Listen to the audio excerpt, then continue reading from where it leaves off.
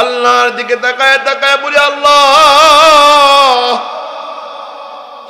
তুমি আমারে বয়কট করে দিয়েছো, তোমার রাসূল আমারে বয়কট করে দিয়েছে, আমার বন্ধুরা বয়কট করে দিয়েছে, পাড়া প্রতিবেশী আমাকে বয়কট করে দিয়েছে।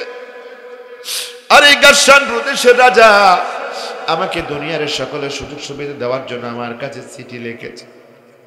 ওগো মালিক, আমি এদের সুযোগ সুবিধা চাই না, মেহেরবানি করে তুমি আমার জীবনের ভুলগুলা মাফ করে দাও।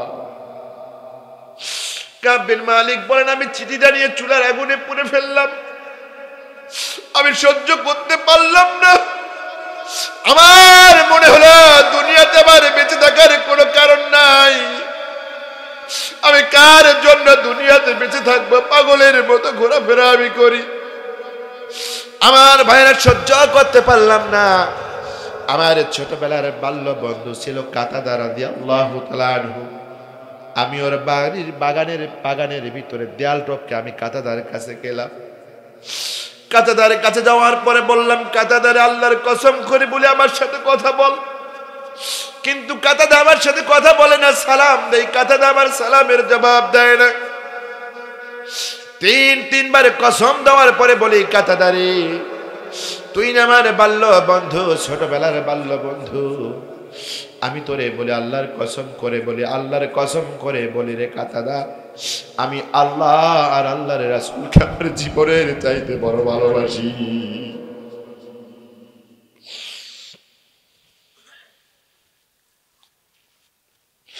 ও আমার কাতাদা, যাও যাও রাসূলের কাছে যাও,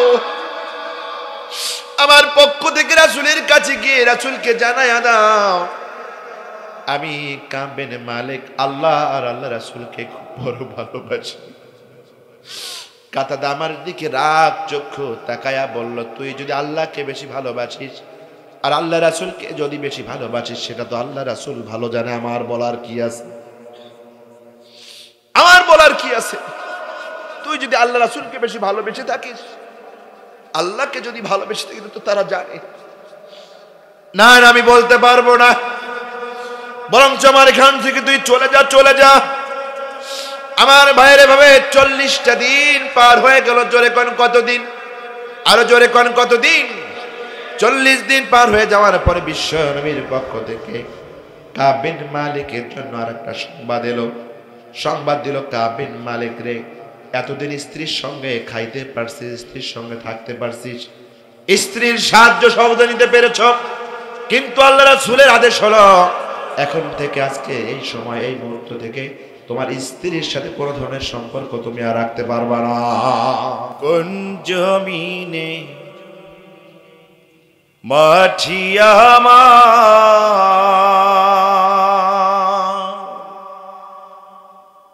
হবে গোরস্থান,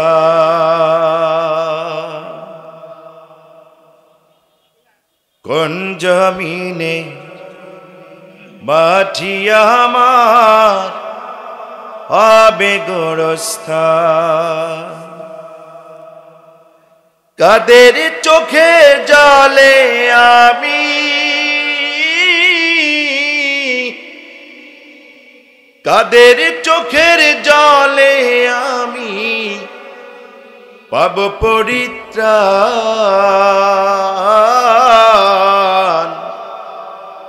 কোন জমিনে মাঠিয়া আমার হবে গোরস্থান।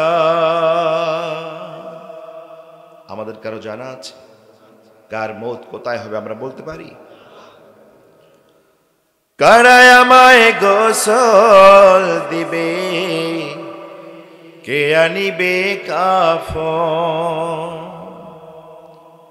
কারায় আমায় কেঁদে কেঁদে করে দিবে দাফন,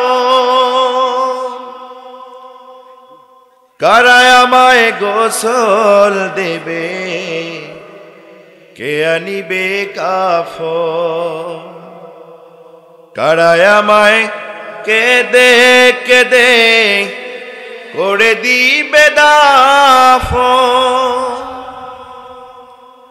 কারা আমার পাশে বসে শোনাবে কোরআন, কোন জমিনে মাটি আমার হবে গোরস্থান। লিল্লাহি তাকবীর, লিল্লাহি তাকবীর। আমরা এমন নেতা চাই যে নেতার দিকে তাকালে বিশ্বনবী জনাবি মুহাম্মদ রাসূলুল্লাহ সাল্লাল্লাহু আলাইহি সাল্লামের চেহারার কথা মনে হয়। আমাদের দেশের সকল নেতাকে রাসূল সাল্লাল্লাহু আলাইহি সাল্লামের উত্তরসূরি আবু বকর রাদিয়াল্লাহু তাআলা আনহুর উত্তরসূরি হিসেবে কবুল করুন, জোরে বলেন আমিন। আপনি বুঝতে পারবেন না, ভূমিকায় অপ্রাসঙ্গিকভাবে কোনো কথা বলতে চাই না। খারাপ লাগতেছে আপনাদের?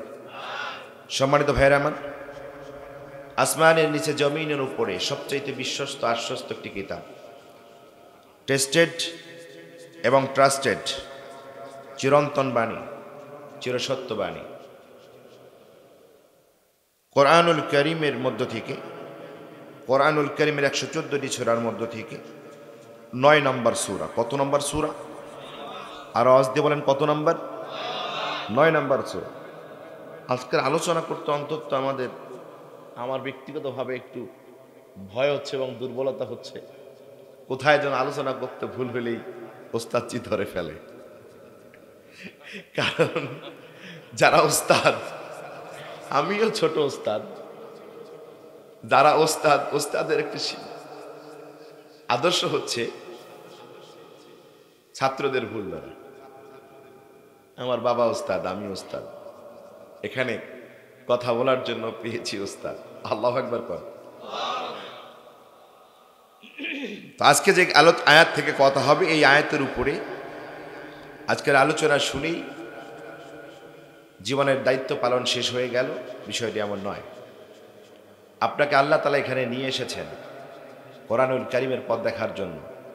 এখান থেকে বের হয়ে যাওয়ার পরে যদি আপনি আপনার এই কথাগুলোকে কাজে না নেন, জীবনের চলার ক্ষেত্রে যদি না গুটিয়ে নেন, তাহলে বুঝতে হবে আল্লাহ আপনাকে যতটুকু এগিয়ে দিয়েছে আপনি এই পথটাকে ধরে রাখতে পারলেন না।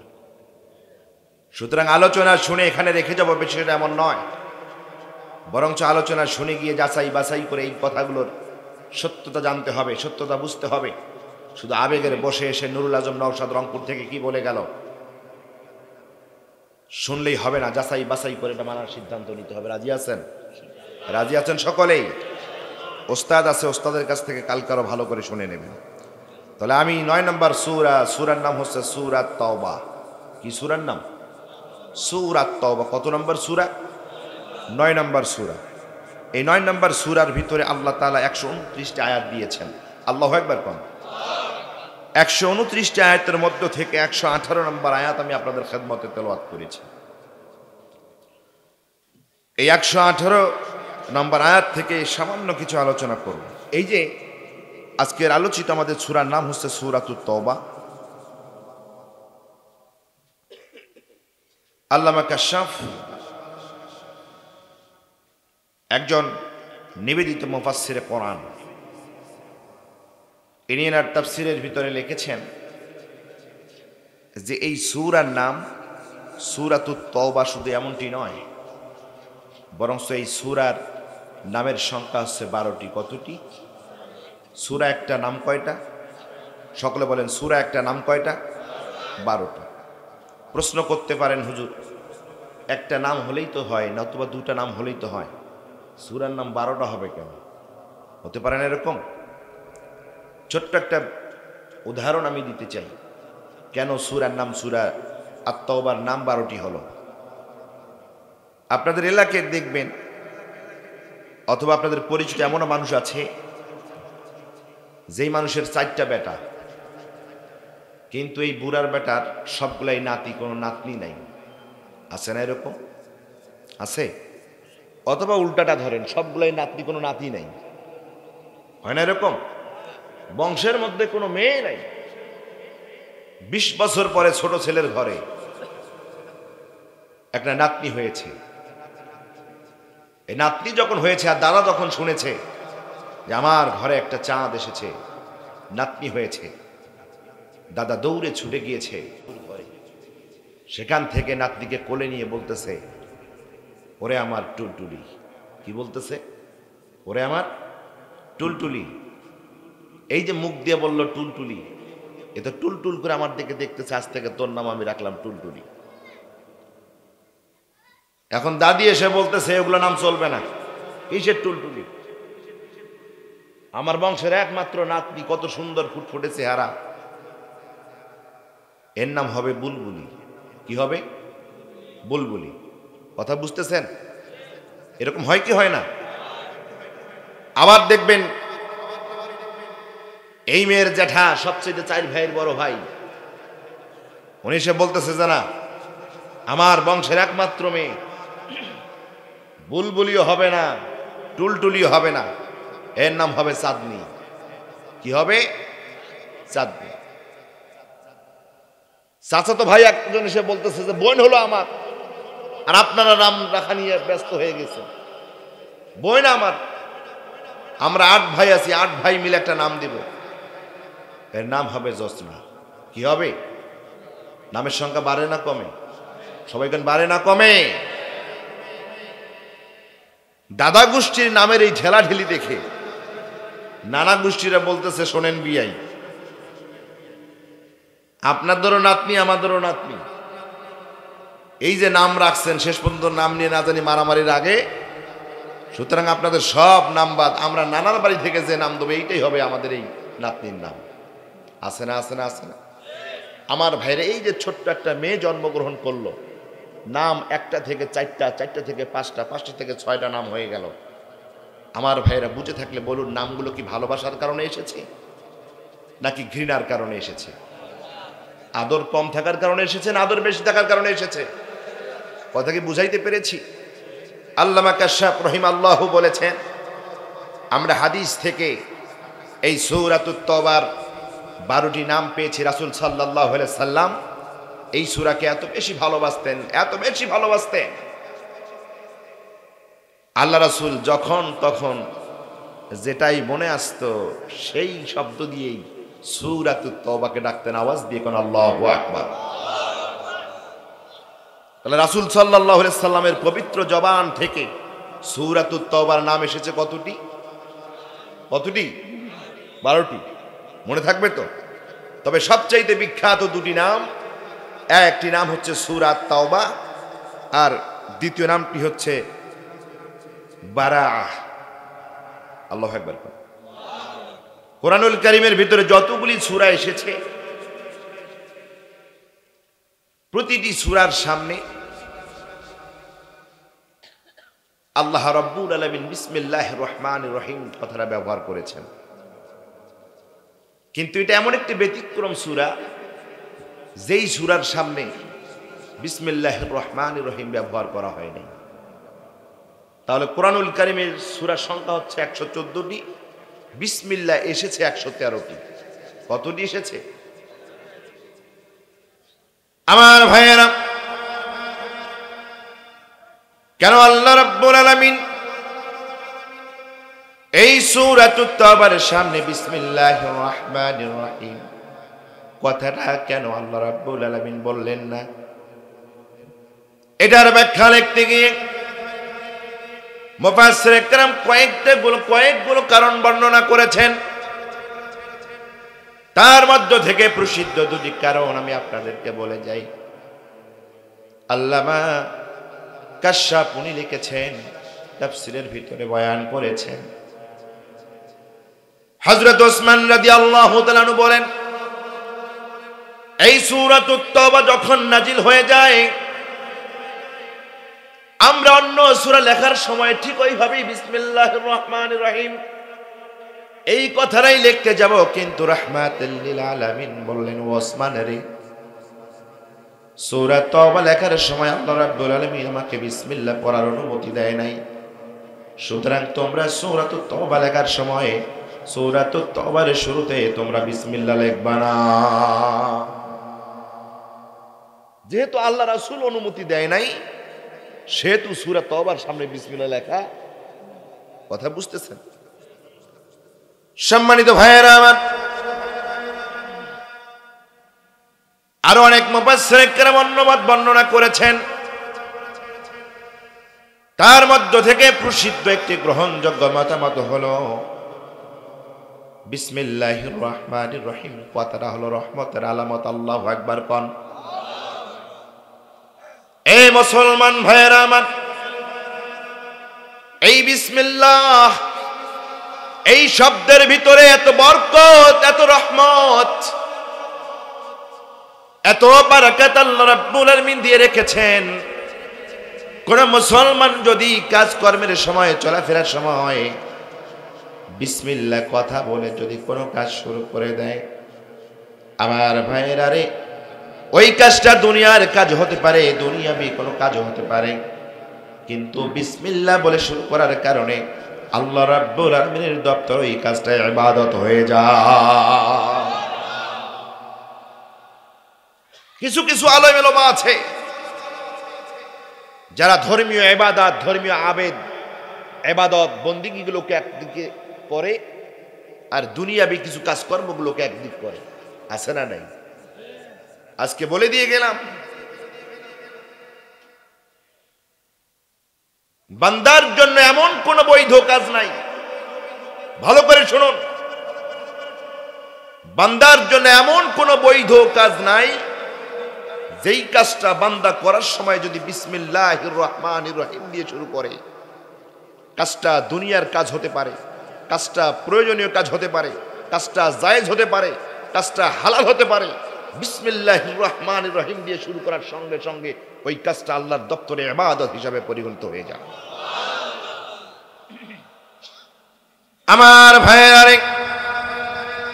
মুফাসসির কেরাম বলেন বিসমিল্লাহির রহমানির রহিম কথাটা হলো রহমতের আলামত। আল্লাহ রাব্বুল আলামিন সূরাতুত তাওবা নাজিল করে দিয়েছেন। এই যে সূরাতুত তাওবা নাজিল করেছেন, এই সূরা কোনো সাধারণ সূরা নয়। তো এই সূরাটা হলো আল্লাহ রাব্বুল আলামিনের রাগান্বিত অবস্থায় নাজিলকৃত সূরা। আল্লাহু আকবার কোন। এই মুসলমান ভাইয়েরা, আল্লাহ রাসূল বলেছেন সূরাতুত তাওবা হলো আল্লাহর ক্রোধের বহিঃপ্রকাশ। আল্লাহু আকবার কোন। আরো জোরে কোন আল্লাহু আকবার। আল্লাহ রাব্বুল আলামিন রাগান্বিত অবস্থায় এই সূরা আমার উপরে নাজিল করেছেন। আমার ভাইরা, এবার বলেন তো, কোন মানুষ যদি রাগান্বিত হয়ে কাউকে কথা বলে, যদি আমি আজকের সভাপতিকে রাগান্বিত হয়ে যদি কোনো কথা বলি, বলেন তো রাগ হওয়ার সময় কি রহমতের আলামত নাকি গজবের আলামত? কিসের আলামত? ইনি যদি আমাকে আজকে রাগ করে একটা কথা বলে, তার মানে আমার একটু খবর আছে। কি আছে? সুতরাং এই রাগের জায়গায় রহমত পাওয়া যায় না, কি পাওয়া যায়? গজব পাওয়া যায়। এই সূরাটা যেহেতু আল্লাহ রাব্বুল আলামিনের রাগের প্রকাশ, আর বিসমিল্লাহ হচ্ছে রহমতের বহিঃপ্রকাশ, সুতরাং আল্লাহর রাগের মধ্যে কোনো রহমত নাই। যার কারণে এই সূরার শুরুতেই আল্লাহ রাব্বুল আলামিন বিসমিল্লাহির রহমানির রহিম কথাটা বলেন এই আওয়াজ দিয়ে, কোন আল্লাহু আকবার। কথা কি বুঝতে পেরেছেন? কথা বোঝা যায় বাবা? আপনাদের এলাকায় কি তাফসীর শুনতে অভ্যাস আছে? ওয়াজ হয় না তাফসীর হয়? আল্লাহ তাআলা কবুল করুক, আল্লাহ তাআলা কবুল করুক। ওয়াজ তো হলো বক্তা একদিক দিয়ে শুরু করবে, আর একদিক দিয়ে কোথায় কোথায় কোথায় কোথায় গেল, 2 ঘন্টা শেষ, ওর ওয়াজও শেষ। আছে না? আছে না? আবারও এমন ওয়াজ দেখবেন, ও ওয়াজই করতেছে, জনগণ মাঠে নাই, সব জনগণ চলে গেছে, কিন্তু বেসরা এক সময় হঠাৎ করে চোখ খুলে দেখে একজন ব্যক্তি বসে আছে। বক্তা বলতেছে, ওরে বেটা, এই এলাকার সবচাইতে আউলিয়া, সবচাইতে খোদাভীতি ব্যক্তি হলো তুই, তোর মতো কোনো ভালো মানুষ এই সমাজে বুঝি নাই। ওই বলতেছে, মিয়া বক্তব্য বন্ধ করেন, আমি মাইকলা, সবাই চলে গেছে, আমি মাইকের জন্য যাইতে পারি নাই। কথা বুঝতেছেন? এরকম বক্তারও কিছু আশেক আছে, ওরকম হবে না, একটু বুঝে বুঝে আলোচনাগুলো শুনবেন। তাহলে এই সূরার শুরুতে বিসমিল্লাহ নাই, অন্যতম একটি কারণ হচ্ছে এই সূরাটা হচ্ছে আল্লাহ রাব্বুল আলামিনের রাগের বহিঃপ্রকাশ। আল্লাহু আকবার কোন। এবার একটু বলেন তো দেখি, সূরা তওবা, সূরার নাম হচ্ছে তওবা, তওবা শব্দটা নরম নাকি গরম? তওবা শব্দটা নরম নাকি গরম? হ্যাঁ, তওবার কথা মনে হলে সবার মনটা নরম হয়ে যায়। যত বড়ই পাপী হোক, যত বড়ই তাপী হোক, আর যত বড়ই সালফে সালিহীন হোক, যত বড় আবেদ হোক, তওবা মানেই মনটা বিগলিত হয়ে আল্লাহর কাছে সারেন্ডার হয়ে যাওয়া। এই সূরার নাম হচ্ছে নরম, অথচ এই সূরার শুরুতেই আল্লাহ রাব্বুল আলামিন বক্তব্য শুরু করেছেন গরম। আল্লাহু আকবার কর। আল্লাহ রাব্বুল আলামিন বললেন, বারাআতুম মিনাল্লাহি ওয়া রাসূলিহি ইলাল্লাযীনা আহাদতুম মিনাল মুশরিকিন। এই সূরাতুত তাওবার শুরুতেই আল্লাহ রাব্বুল আলামিন বলে দিলেন, ও আমার নবী, বারাআতুম মিনাল্লাহি ওয়া রাসূলিহি, আজ থেকে আল্লাহ এবং আল্লাহ রাসূলের সম্পর্ক খতম হয়ে গেল। ইলাল্লাযীনা আহাদতুম, যারা তোমাদের সঙ্গে সন্ধি চুক্তি হওয়ার পরেও শর্তগুলো লঙ্ঘন করে দিয়েছে। যেই মুশরিকেরা, যেই কাফেরেরা তোমাদের সঙ্গে চুক্তিবদ্ধ হওয়ার পরে সীমা লঙ্ঘন করেছে, আমি আল্লাহ বলে দিলাম, আল্লাহ আল্লাহ রাসূলের সাথে এই সমস্ত মুশরিক বেঈমান কাফেরদের কোনো সম্পর্ক নাই। সুতরাং কোন মুসলমানের কাফের বেঈমান মুশরিকদের সাথে সম্পর্ক থাকতে পারে না। কথা বলেন ঠিক না ব্যাঠে?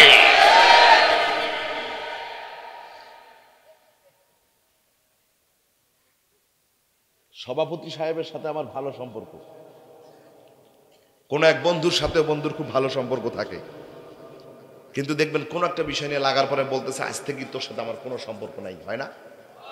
এটা কি গরম কথা না নরম কথা?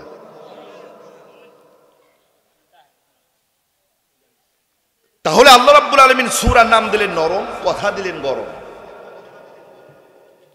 এই যে গরম বক্তব্য শুরু করে দিলেন, এই যে গরম বক্তব্য শুরু করে দিলেন, আল্লাহ রাসূল সাল্লাল্লাহু আলাইহি সাল্লাম বলছেন এই পুরো সূরার বক্তব্যটাই গরম। এটা আল্লাহ রাব্বুল আলামিনের রাগের প্রকাশ। আল্লাহু আকবার কর। তাহলে আমি সেই সূরা থেকে 118 নম্বর আয়াত, কত নম্বর আয়াত? 117 নম্বর আয়াত আমি তেলাওয়াত করেছি। আসুন এই আয়াতে আল্লাহ তাআলা কি বলেছেন। ওয়া আলা সালাসাতিল্লাযীনা খুলিফু, আল্লাহ বলতেছে, হে নবী, ওই যে তিন ব্যক্তির ব্যাপারে সিদ্ধান্তের মুলতবি ঘোষণা করেছিলাম। আল্লাহর বক্তব্যের ধরনটা এরকম, হে আমার নবী, ওই যে তিন ব্যক্তির ব্যাপারে সিদ্ধান্ত নিতে মুলতবি ঘোষণা করেছিলাম। আপনাদের সমাজে যখন স্বামী স্ত্রীর ভিতরে যখন দ্বন্দ্ব লাগে, অথবা পাড়া প্রতিবেশীর সঙ্গে যখন দ্বন্দ্ব লাগে, শেষ পর্যন্ত চেয়ারম্যান সহ একটা সালিশ করা হয়। তো ছেলে পক্ষ এবং মেয়ে পক্ষ দুই পক্ষকে মীমাংসা করার জন্য যে বৈঠক দেওয়া হয়েছে সালিশের জন্য, দেখা গেল এই সালিশ করতে গিয়ে দুই পক্ষ এত উত্তেজিত হয়ে গেল, কে যে কখন লাঠি নিয়ে কার মাথায় বাড়ি দেবে তার ঠিক নাই। হয় না? হয় না? হয় না? হয় না? তখন চেয়ারম্যান বলে যে, শোনেন, আজকে আর কোনো মিটিং হবে না, আপনারা সবাই চলে যান, সামনে একটা ডেট হবে, আজকের সভা এই পর্যন্ত, আজকের মিটিং এই পর্যন্ত, মুলতবি ঘোষণা করা হলো। আমার ভাইয়েরা, আল্লাহ রাব্বুল আলামিন বললেন, ও আমার পয়গম্বর, ওই যে তিন বান্দার ব্যাপারে আমি মুলতবি ঘোষণা করেছিলাম, সেই তিন ব্যক্তির ব্যাপারে মন্তব্য ঘোষণা করেছিলাম। ও আমার হাবিব, ওই তিন ব্যক্তির অবস্থাটা কেমন শুনুন।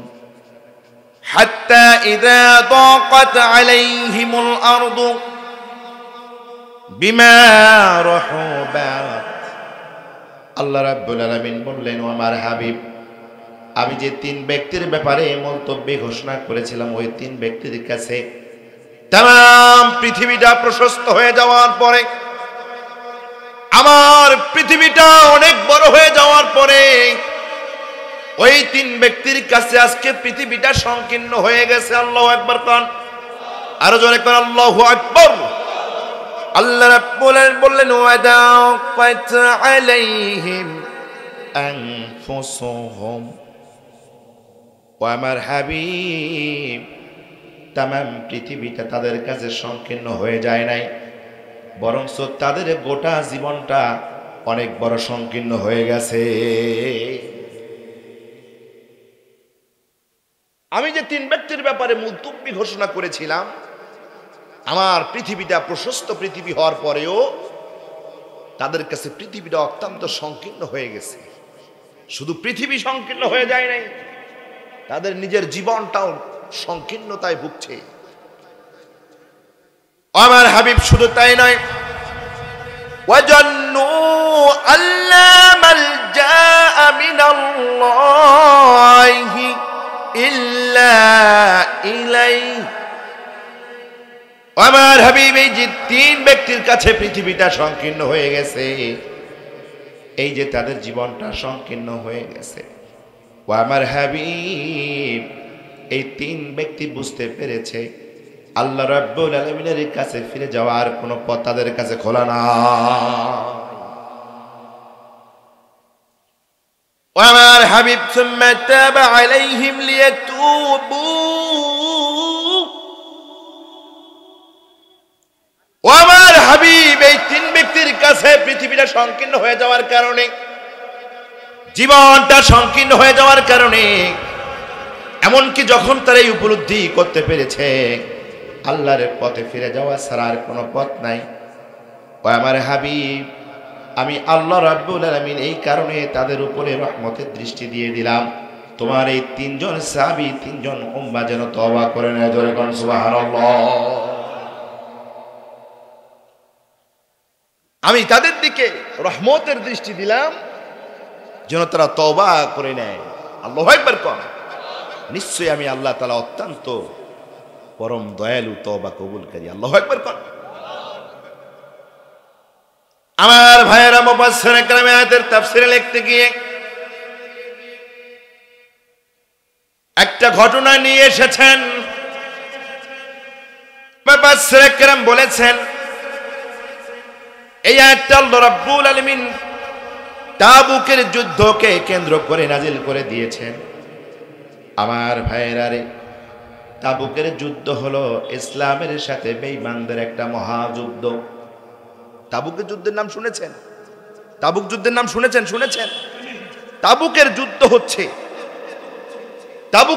হচ্ছে একটা ইসলামী বিপ্লব, সবচাইতে বড় একটা যুদ্ধ, মহাযুদ্ধ। যেই যুদ্ধটা সংগঠিত হয়েছিল রোম সম্রাটদের বিরুদ্ধে। বিশ্বনবীজির সময় তাম পৃথিবীতে 2টা পরাশক্তিধর রাষ্ট্র ছিল, একটা হচ্ছে রোম সাম্রাজ্য আর একটা পারস্য সাম্রাজ্য। আজকের পৃথিবীতে যেমন সবচাইতে সুপার পাওয়ার পরাশক্তিধর একটা রাষ্ট্র, তার নাম হচ্ছে আমেরিকা। কি নাম? মুতার যুদ্ধে মুসলমানদের হাতে রোমান সৈন্যরা মায়ের খাওয়ার কারণে রোমান বাদশার মগজটা ঘুরে যায়। কি রে, কোথায় কোন মুসলমান, 2-4টা মুসলমান, ছোট্ট একটা মদিনা একটা রাষ্ট্র, এরা আমার সৈন্যদেরকে এইভাবে একটা প্যাদানি দিল। এই মুহূর্তে এদের বিরুদ্ধে অ্যাকশন না নিলে এরা বুঝি মাথা আছাড়া দিয়ে দাঁড়িয়ে যাবে। এরকম রাজনীতি আছে না পৃথিবীতে আছে না? যার কারণে রোম সম্রাট সিদ্ধান্ত নিল 1 মাসের মধ্যে মদিনাকে আমরা আক্রমণ করব, মুসলমানেরা যেন আমাদের মোকাবেলা করে। একটু বুঝে নেওয়ার চেষ্টা করব। আজকে যদি আমেরিকা যদি বলে বাংলাদেশের সঙ্গে কোনো কিছু একটাতে বাধার কারণে, আমেরিকা যদি ঘোষণা দেয় 1 মাসের মধ্যে আমি বাংলাদেশকে আক্রমণ করব, বলেন তো বাংলাদেশের জনগণের অন্তরটা দুরু দুরু করবে কি করবে না? কারণটা কি? কারণ হচ্ছে আমেরিকা মানে অস্ত্র, আমেরিকা মানে সৈন্য, আমেরিকা মানে ক্ষমতা, আমেরিকা মানে গোলা বারুদ, আমেরিকা মানে যুদ্ধ আর যুদ্ধ। ওদের মোকাবেলা করার মতো সামর্থ্য বাংলাদেশের আছে? কতক্ষণ আছে? আমার ভাইয়েরা, বিশ্ব নবী চিন্তায় পড়ে গেলেন। রোম সম্রাট আমাদের বিরুদ্ধে যুদ্ধ ঘোষণা করেছে, আর এটা এমন একটা সময়, রজব একটা মাস, যেই সময় প্রচন্ড গরম হওয়ার কারণে একসঙ্গে সকল ফসলগুলা পেকে যায়, একসঙ্গে খেজুরের বাগান থেকে খেজুরগুলা পেকে যায়, চরম অভাব অনটন থাকে, খাদ্য থাকে না, পানি থাকে না, মানুষেরা দুর্বল হয়ে যায়, অসহায় হয়ে যায়। এমন একটা আকাল দিন, আমরা বলি আকাল, আকাল, আমরা রংপুরের মানুষ বলি আকাল, দুর্ভিক্ষ। এই যে মদিনা রাষ্ট্রের ভিতরে এরকম একটা দুর্ভিক্ষ, গরমের তীব্রতা চলছে, এমন একটা মুহূর্তে যদি পরাশক্তিধর রোম সাম্রাজ্যের সৈন্যরা যদি মদিনায় যদি আক্রমণ করে, আমি কেমনে তাদেরকে মোকাবেলা করব? আমার রাষ্ট্রের উম্মতদেরকে, আমার সাহাবীদেরকে, এই রাষ্ট্রের জনগণদেরকে কেমনে উদ্বুদ্ধ করব? বিশ্ব নবীজি চিন্তায় পড়ে গেলেন। এমনকি বাঘা বাঘা সাহাবীরা দুশ্চিন্তার মধ্যে পড়ে গেলেন, আতঙ্কিত অবস্থায় তারা চলাফেরা করেন। আল্লাহু আকবার কোন। হযরত ওমর রাদিয়াল্লাহু তাআলা আনহু বলেন, আমার এক বন্ধু বাড়িতে এসে আমাকে তিনবার ডাক দিল, ওমর বের হয়ে আসো, ওমর বের হয়ে আসো। আমি তার চিৎকার শুনে দ্রুত বের হয়ে আসলাম। আসার পর বললাম, রোম সম্রাটের গাসসান বাহিনীরা মদিনা আক্রমণ করেছে নাকি? স্বাভাবিক একটা দিন, কোনো কিছু নাই। এক বন্ধু এসে ডাকতেছে, ওমর, ওমর, ওমর। ওমর দ্রুত ঘর থেকে বের হয়ে এসে বলতেছে, এই রোমানদের সৈন্যরা মদিনা আক্রমণ করছে নাকি? এরকম হয় না? এই সাহাবী বলতেছে, আরে না, দূর, কিসে রোমানরা আক্রমণ করে? এটা তো মনের ভয় থাকার কারণে, মনের মধ্যে সবসময় একটা মনের মধ্যে সবসময় ধারণা থাকার কারণে এই কথাটা বের হয়ে গেছে। ওমরের মতো বাঘা সাহাবী কখন রোমান সৈন্যরা মদিনা আক্রমণ করবে এই চিন্তা মাথায় নিয়ে চলাফেরা করতেন। কি একটা অবস্থা! বিশ্বনবীজি ঘোষণা দিলেন, আমার এই মদিনা রাষ্ট্রের ভিতরে মুসলমান কিংবা বিধর্মী যারা আছো, সকলেই তোমরা তোমাদের সাধ্য অনুযায়ী, তোমাদের সাধ্য অনুযায়ী, ক্ষমতা অনুযায়ী সকল ধরনের জান মাল দিয়ে সহযোগিতা তো করবে। এই যুদ্ধে অংশগ্রহণ করা থেকে কোনো পুরুষ রেহাই পাবে না। বিশ্বনবীজি সিদ্ধান্ত দিয়ে দিলেন, আমার এই মদিনা রাষ্ট্রের আমার কোনো সাহাবী এই যুদ্ধে অংশগ্রহণ করা থেকে কারো কোনো রুখসত নাই। কারণ এটা আমাদের বাঁচার লড়াই, আমাদের টিকে থাকার লড়াই, আমাদের অস্তিত্বের লড়াই। রোম সম্রাটের বিরুদ্ধে আমাদেরকে যুদ্ধ করতেই হবে। আল্লাহু আকবার। এই কথা বলা সম্ভব হয়েছে শুধুমাত্র ঈমানি চিন্তা চেতনায় জাগ্রত থাকার কারণে। কথা বলেন ঠিক না ব্যাঠিক?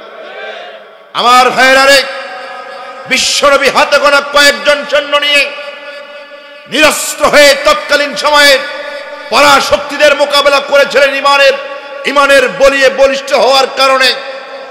আজ আমাদের দেশে, আজকে আমাদের দেশের দিকে ভারত চোখ রাঙিয়ে কথা বলে, ভারত চাদর বাদর করে কথা বলে।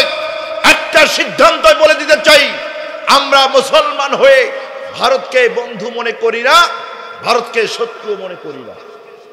কথা কয় না? বাংলাদেশের মুসলমানের কোনো ভয় পাওয়ার কারণ নাই। বাংলাদেশের মুসলমানের কোনো ভয় পাওয়ার কারণ নাই। কারণ বিশ্ব নবীজি বলেছেন, আবু দাউদের ভিতরে হাদিসটা এসেছে, বিশ্ব নবী বলেছেন, আমার শেষ উম্মার ভিতরে গাজওয়াতুল হিদ নামে একটা যুদ্ধ হবে। এই পৃথিবীর হিন্দুস্তানদের সঙ্গে মুসলমানদের একটা যুদ্ধ হবে। আর এই যুদ্ধের নেতৃত্ব দেবে সুজলা সুফলা সবুজ শ্যামল ভূমি থেকে। আল্লাহু আকবার বলেন। আপনি ভারতের চতুর্পাশে খোঁজ নিয়ে দেখেন, এই যে সুজলা সুফলা শস্য মণ্ডিত, শস্য ভান্ডার মণ্ডিত যে ভূমি, 1 নম্বরে হচ্ছে পাকিস্তান, 2 নম্বর হচ্ছে কাশ্মীর, 3 নম্বর হচ্ছে বাংলাদেশ, 4 নম্বর হচ্ছে আফগানিস্তান। আল্লাহু আকবার বলেন। বিশ্ব নবীজির ভবিষ্যৎবাণী অনুযায়ী এই 4টি দেশ থেকে এমন যুবক তৈরি হয়ে যাবে, এমন বান্দা তৈরি হয়ে যাবে, এক ঘুমের ভিতরেই ওই রাতেই ওই যুবক মদ খেয়ে এসে ঘুমাবে। বিশ্বনবীর হাদিস থেকে বলতেছি, বাংলাদেশের যুবকেরা জুয়া খেলে এসে ঘুমাবে, পতিতালয় থেকে এসে ঘুমাবে, সকালবেলা ঘুম থেকে উঠে শুনবে হিন্দুস্তানের বিরুদ্ধে যুদ্ধ ঘোষণা হয়েছে, এই যুবকরাই তরবারি হাতে নিয়ে আল্লাহু আকবার করে ভারতের ভিতরে ঢুকে যাবে, বাংলাদেশ নেতৃত্ব দেবে, পাকিস্তান নেতৃত্ব দেবে, আফগানিস্তান নেতৃত্ব দেবে, কাশ্মীর নেতৃত্ব দেবে। যুবকরা যাবে তাদের রাজাদেরকে ধরে ধরে টেনে টেনে দুনিয়া থেকে বিদায় করে দেবে। সুতরাং বাংলাদেশের কোনো ভয় পাওয়ার কিছু নাই, বরঞ্চ মানসিকভাবে প্রস্তুতি নিয়ে থাকতে হবে। আমাদের পার্শ্ববর্তী ভারতের সাথে ইমানের দাবি হচ্ছে গাজওয়াতুল হিন্দ হবেই তো হবে। কথা কি বুঝতেছেন? আমরা লড়বো ইমান দিয়ে। কি দিয়ে লড়বো? কোন অস্ত্র দিয়ে লড়বো? মুসলমানেরা কখনো অস্ত্র দিয়ে জয়ী হতে পেরেছে? কি দিয়ে হয়েছে? ইমান দিয়ে হয়েছে। আমার ভাইয়েরা রে, বিশ্ব নবীজি বললেন যুদ্ধ হবে, যুদ্ধ। তবে আমি আল্লাহ রাসূল বললাম কোন মানুষ এই যুদ্ধ থেকে রুখসত পাবে না। কিন্তু দেখা গেল এই যুদ্ধ ঘোষণা হয়ে যাওয়ার পরে ওই সমাজের ভিতরে কতগুলো বার্ধক্য জনিত বয়স্ক মুরব্বী লোক ছিল, আবার কিছু কিছু মানুষ ছিল অসুস্থতায় ভুগছিল, অসুস্থতার কারণে দুর্বল হয়ে গিয়েছিল, আবার কিছু কিছু মানুষ ছিল যাদের পেট চলে না, অভাব অনাটন, কি খাবে, খাওয়ার কোনো মাল পানি নাই, কেমনে যুদ্ধে যাবে, যাওয়ার কোনো বাহন নাই। এই লোকেরা বিপদে পড়ে গেল, চিন্তা পড়ে গেল। বিশ্ব নবীজি তো রুখসত দেয় নাই, কিন্তু আমরা কিভাবে যুদ্ধের মধ্যে অংশগ্রহণ করি? এই লোকগুলো যুদ্ধ অংশগ্রহণ করলো না। 2 নম্বর লোক হলো 82 জন মানুষ, 90 মুনাফিক চিন্তা করল মুসলমানদেরকে শায়েস্তা দেওয়ার জন্য বিভিন্ন চিন্তা ভাবনা আমরা করেছিলাম, বিভিন্ন কলা কৌশল অবলম্বন করেছিলাম, কিন্তু কোনোভাবেই মুসলমানদেরকে ঠেকাইতে পারি নাই। এইবার রোম সম্রাট যুদ্ধ ঘোষণা করেছে। রোম সাম্রাজ্যের সামনে মুসলমানেরা যুদ্ধ করে 1 মিনিট পর্যন্ত টিকে থাকতে পারবে না। এইবার একটা সুযোগ এসেছে, মুসলমানেরা হয়তো রোমানদের সৈন্যবাহিনীদের কাছে বিশ্বের মানচিত্র থেকে হারিয়ে যাবে, মদিনা নামক মুসলিম রাষ্ট্র দুনিয়া থেকে বিদায় হয়ে যাবে। এটা মুনাফিকরা চিন্তা ভাবনা করতেছে, যার কারণে বিশ্ব নবীজিকে এসে বলে, ইয়া রাসূলুল্লাহ, ও আল্লাহর রাসূল, আপনি যুদ্ধের আয়োজন করুন, আমরা আপনার সাথে আছি। কিন্তু মনে মনে চিন্তা করতেছে আমরা নাই। এরপরে 3 জন প্রসিদ্ধ ব্যক্তি আছেন যারা চিন্তা করেছিলেন তারা যুদ্ধে অংশগ্রহণ করবে, কিন্তু দেখা গেল যেই দিন বিশ্ব নবী তার বাহিনী নিয়ে যুদ্ধের দিকে রওনা হয়ে গেলেন, 3 জন আল্লাহ রাসূলের সাহাবী, 3 জন আল্লাহর বান্দা যুদ্ধে অংশগ্রহণ করতে পারে নাই। কোনো কারণ ছিল না, কোনো অজুহাত ছিল না। চিন্তা ছিল যুদ্ধে যাব, কিন্তু যুদ্ধের সময় তারা যুদ্ধে যাইতে পারে নাই সামান্য একটু অনীহার কারণে, বেখেয়াল হয়ে যাওয়ার কারণে, অনীহা অমনোযোগ থাকার কারণে যুদ্ধে যেতে পারে নাই। এই রকম 3 জন ব্যক্তি মদিনায় পড়ে গেল। বিশ্ব নবীজি তাবুকের প্রান্তরে চলে গেলেন। তাবুকের প্রান্তে চলে যাওয়ার পরে রোম সাম্রাজ্যের অধীনস্থ যত রাজা বাদশা ছিল, গাসসান রাষ্ট্র থেকে সব দলপতি যারা ছিল, এরা বুঝতে পারলো মুহাম্মাদুর রাসূলুল্লাহ সাল্লাল্লাহু আলাইহি সাল্লাম রোম সম্রাটের মোকাবেলা করার জন্য তাবুকের ময়দানে হাজার হাজার মুসল্লি, হাজার হাজার মুমিন, হাজার হাজার সাহাবী নিয়ে উপস্থিত হয়ে গেছে। ওদের কলিজার ভিতরে যিনি ভীতি পয়দা করে দিয়েছেন, আওয়াজ দিয়ে বলেন তিনি কে? রোম সাম্রাজ্যের যারা অধীনস্থ যে রাজাগুলা ছিল, বিভিন্ন বড় বড় গোত্রপতির গোত্র প্রধান যারা ছিল, এরা চিন্তা করলো মুসলমানের সাথে যুদ্ধ করা সম্ভব হবে না। আল্লাহু আকবার বল, আল্লাহু আকবার। এরা বিভিন্ন অঞ্চল থেকে বিশ্ব নবীর কাছে আসলো, সন্ধি চুক্তি করলো, মুহাম্মদ তোমার সাথে আমরা যুদ্ধ চাই না, তোমার অধীনস্থ হয়ে কাজ করতে চাই। আল্লাহু আকবার বল। আশেপাশের সব রাষ্ট্র, ছোট ছোট রাজারা, বড় বড় গোত্রপতিরা এসে স্যালেন্ডার করলো। বিশ্ব নবীজি বিনা রক্তপাতে, বিনা যুদ্ধে বিশাল একটা বিজয় নিয়ে এখান থেকে মদিনায় চলে গেল। আল্লাহু আকবার বল। বিশ্বনবীজির সর্বশেষ যুদ্ধ হচ্ছে তাবুকের যুদ্ধ। বিশ্বনবীজি 56টি যুদ্ধ পরিচালনা করেছেন। বিশ্বনবীজির 27টি যুদ্ধের মধ্যে নিজেই অস্ত্র পরিচালনা করেছেন। আল্লাহু আকবার। আর আমাদের যুবকদেরকে জিজ্ঞাসা যদি করেন, এ যুবক, তুমি তো মুসলমান ঘরের সন্তান, 10টা যুদ্ধের নাম বলো তো দেখি, আমার মনে হয় খবর হয়ে যাবে ওর। কথা কি মিথ্যা বললাম? মুসলমান ঘরের সন্তান,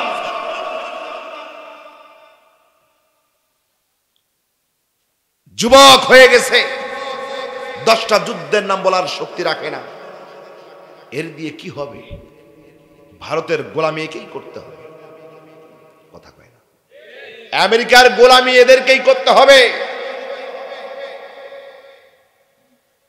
বিশ্ব নবীজি প্রয়োজনে জালিমের বিরুদ্ধে মোকাবেলা করার জন্য, বাতিলকে দমিয়ে রাখার জন্য, কাফিরদেরকে শাস্তি দেওয়ার জন্য বিশ্ব নবীজি নিজেই তরবারি পরিচালনা করেছেন। সর্বশেষ তরবারি পরিচালনা করেছেন যে যুদ্ধ, সেই যুদ্ধের নাম হচ্ছে তাবুকের যুদ্ধ। নবী বলেছেন, আমি নিজেই যাব, তোমাদেরও কারো রুখসত নেই। আল্লাহু আকবার কর। আমাদের অস্তিত্বের লড়াই, আমাদের ভিত্তির লড়াই। আমার ভাইয়েরা রে, বিশ্ব নবীজি বিনা যুদ্ধে, বিনা রক্তপাতে মদিনায় চলে এলেন। বিজয় হওয়ার সঙ্গে সঙ্গে অনেক গোয়েন্দা সংস্থার কারণে মদিনার লোকদের কাছে সংবাদ চলে এসেছে, মুহাম্মদের, বিশ্বনবীর দলেরা, মুহাম্মদ সাল্লাল্লাহু আলাইহি সাল্লামের লোকেরা বিজয় হয়েছে। মদিনায় খুশি রোল পড়ে গেল, মুসলমানদের স্বস্তি ফিরে এলো। কিন্তু এই যে 3টা গ্রুপের কথা বলেছিলাম, যেই 3টা গ্রুপের 1 নাম্বার গ্রুপ হলো বার্ধক্য জনিত থাকার কারণে, বয়স হয়ে যাওয়ার কারণে, অসুখ থাকার কারণে, প্রকৃতপক্ষে অপারগতা থাকার কারণে একটা দল অংশগ্রহণ করতে পারে নাই, মুনাফিকরা অংশগ্রহণ করতে পারে নাই। আর আল্লাহ রাসূলের 3 জন সাহাবী কোনো কারণ ছাড়াই এই যুদ্ধে অংশগ্রহণ করে না। এদের কথা কি মনে আছে? এ মুসলমান, কথা বলেন, মনে আছে? এই যে 3টা দল, এরা চিন্তায় পড়ে গেল, হারে বিশ্ব নবীজির আদেশ ছিল আমরা যেন যুদ্ধে অংশগ্রহণ করি, কিন্তু আমি তো যুদ্ধে অংশগ্রহণ করি নাই, আমরা তো যুদ্ধে যাই নাই। না জানি বিশ্ব নবী আমাদের ব্যাপারে কি সিদ্ধান্ত গ্রহণ করেন। আমার ভাইয়েরা, বিশ্ব নবীজি যখন মসজিদে নববীতে চলে এলেন, বিশ্ব নবীজির একটি জিন্দা সুন্নাহ ছিল, যখন তার বাড়ি থেকে কোনো দিকে সফর করতেন, মসজিদে নববীতে 2 রাকাত নামাজ আদায় করে নিয়ে সফরটা শুরু করে দিতেন।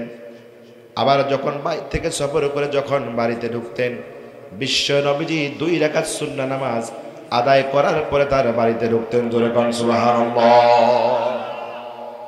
ঠিক আছে, এটা রাসূল সাল্লাল্লাহু আলাইহি সাল্লামের একটা মৌলিক একটা সুন্নাহ। সফরের যাওয়ার সময় 2 রাকাত নামাজ, সফর থেকে এসে 2 রাকাত নামাজ পড়ে তারপর বিবির কাছে যাবে। আল্লাহু আকবার কোন। আমাদের দেশ থেকে এই সুন্নাহগুলো হারিয়ে গিয়েছে। আমাদের সকলের উচিত এই ছোট্ট ছোট্ট সুন্নাহগুলোকে জিন্দা করা। আল্লাহ তাআলা তৌফিক দান করুক। জোরে কোন আমিন। আর জোরে কোন আল্লাহুম্মা আমিন। বিশ্ব নবীজি মসজিদে নববীতে 2 রাকাত সুন্নাত নামাজ আদায় করলেন। বিশ্ব নবীজি বসে গেলেন। ওই যে দুর্বল মানুষেরা, বয়স্ক মানুষেরা, খাদ্য না থাকার কারণে, বাহন না থাকার কারণে যারা যুদ্ধে যেতে পারে নাই, এই মানুষগুলো বিশ্ব নবীজির কাছে এসে হাউমাউ করে কাঁদা শুরু করে দিল। বিশ্ব নবীজিকে বলল, গো রাহমাতাল লিল আলামিন ওয়াল রাসূল, আপনার আদেশ ছিল জালিমের বিরুদ্ধে মোকাবেলা করার জন্য, বাতিল বেঈমান কাফিরদের বিরুদ্ধে মোকাবেলা করার জন্য আপনার আদেশ ছিল তাবুকের ময়দানে অংশগ্রহণ করা। ওগো আল্লাহর রাসূল, আমরা তো সেই যুদ্ধে অংশগ্রহণ করতে পারি নাই। আমি বয়স্ক মানুষ, নিজে চলতে পারি না, কেমনে যুদ্ধে অংশগ্রহণ করি? ইয়া রাসূলুল্লাহ, ইয়া হাবিবাল্লাহ, আমি দীর্ঘদিন ধরে অসুস্থতায় ভুগি, আমার অসুস্থতা থাকার কারণে আমি যুদ্ধে যাইতে পারি নাই। অনেকে এসে বলতেছে, ইয়া রাসূলুল্লাহ, ইয়া হাবিবাল্লাহ, আমার খাদ্য পানি নেওয়ার মতো কোনো খানা পিনা আমার ঘরের ভিতরে নাই, যুদ্ধ করার জন্য যাব এমন কোনো বাহনও আমার কাছে নাই। ওগো আল্লাহর রাসূল, যুদ্ধ করার জন্য কোনো তরবারিও আমার ঘরের ভিতরে নাই। ইয়া রাসূলুল্লাহ, ইয়া হাবিবাল্লাহ, জালিমের মোকাবেলা করার জন্য বের হই নাই, ঘরের ভিতরে বসেছিলাম। আপনি একটু মেহেরবানি করে আমাদের পক্ষ থেকে আল্লাহ রাব্বুল আলামিনের কাছে আমাদের ক্ষমার জন্য প্রার্থনা করুন। আমার ভাইয়েরা রে, আল্লাহ রাব্বুল আলামিন আমার ভাইয়েরা রে, বিশ্ব নবীজি মাথাটা নিচু করে দিলেন, চক্ষু মোবারক বন্ধ করে দিলেন, মনটাকে আসমানের দিকে তাকায় রবের দিকে অপেক্ষা করেন। মাবুদ রে, ও মাবুদ, আমার কতগুলো সাহাবী বৃদ্ধ হওয়ার কারণে, অসুস্থ থাকার কারণে, বিভিন্ন অক্ষমতার থাকার কারণে জালিমের মোকাবেলা করার জন্য বের হতে পারে নাই। ও মালিক, এদের ব্যাপারে তোমার সিদ্ধান্তটা তুমি আমারে জানায়া দাও। আমার ভাইয়েরা, আল্লাহ রাব্বুল আলামিন বলে দিলেন, লাইসা আলা দুআফাই ওয়ালা আলাল মারদা ওয়ালা আলাল্লাযীনা লা ইয়াজিদুনা মা ইয়ানফিকুনা হারাজুন ইযা নাসাহু লিল্লাহি ওয়া রাসূলিহি।